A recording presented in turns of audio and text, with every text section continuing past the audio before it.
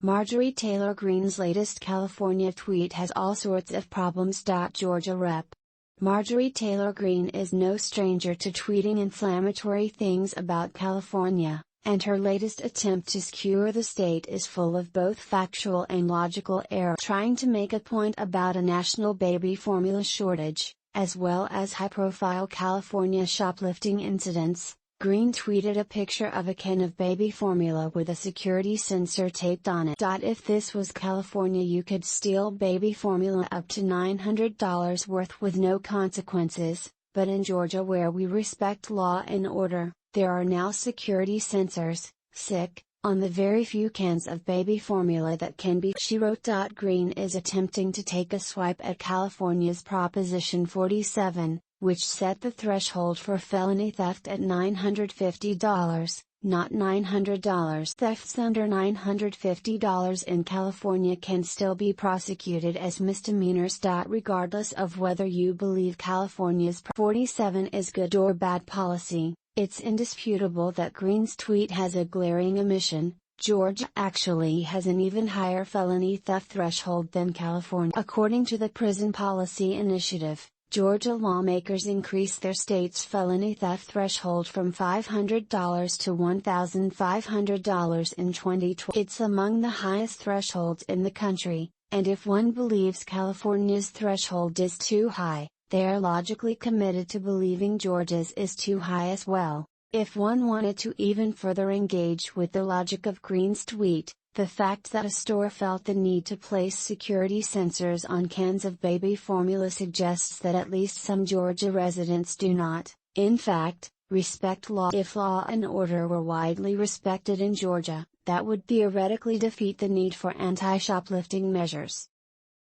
Making fun of California's myriad problems should be a relatively easy task, but it's apparently still difficult for some. Georgia holds congressional and state legislative primaries. Georgia is holding congressional and state legislative primaries on Tuesday. Polls close at 7 p.m. ET. The races and the stakes. The most prominent congressional race of the night is a Democratic member-on-member primary between Rep. Lucy McBath and Carolyn Bourdeaux in the metro Atlanta area. Both McBath and Bourdeaux flipped control of previously GOP-held districts in the past two election cycles. Bourdeaux made her mark as the only Democrat to flip a competitive, Republican-controlled seat in the 2020 election, while Democrats lost a dozen House seats on net nationwide. In response, Georgia Republicans eliminated both their competitive seats in post-2020 congressional redistricting. Republicans redrew the 6th district to include more safely Republican exurbs highly unlikely to elect a Democrat, and made the new 7th district into an overwhelmingly Democratic seat based in blue-trending Gwinnett County.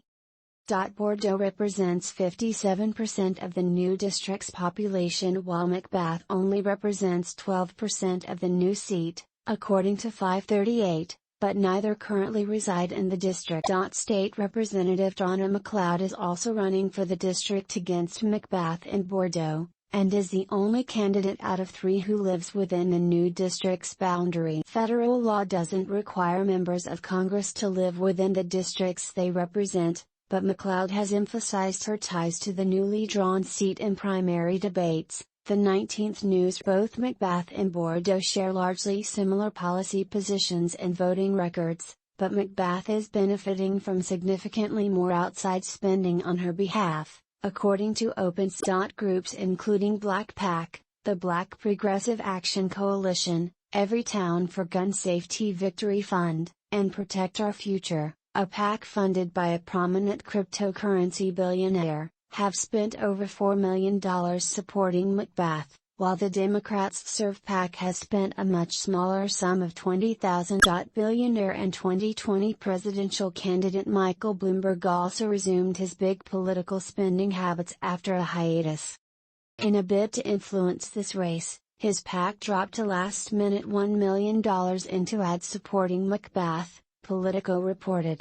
Democratic members drawn into the same district are also set to face off in member-on-member primaries in Michigan, Illinois, and New York later this year. Meanwhile, in northwest Georgia, Controversial GOP Representative Marjorie Taylor Greene, who was elected in 2020, is facing multiple Republican primary challengers after a judge ruled against groups seeking to remove Greene from the ballot. Greene was removed from her committee assignments in 2021 over a series of inflammatory, conspiratorial, and anti-Semitic tweets and was permanently suspended from Twitter in 2022. More recently, she's come under scrutiny for an outburst at President Joe Biden's State of the Union address and for also speaking at a white nationalist conference headlined by Nick Fuentes, whom the Anti-Defamation League has described as a well-known white supremacist pundit and/or. Greene, a prolific small-dollar fundraiser, has raised $9.2 million and spent $6.3 million so far this cycle, dwarfing the roughly $230,000 spent by her main Republican rival Jennifer Strahan. The Democrats seeking to run against her in the deep red district include Marcus Flowers, Holly McCormack, and Wendy Davis. A crowded Republican primary is also taking place in the safely Republican 10th Congressional District vacated by Rep. Jody Eze, who is running for Secretary of State. If no candidate wins over 50% of the vote in Georgia's primaries on Tuesday, the top two candidates will head to a June 21 runoff election.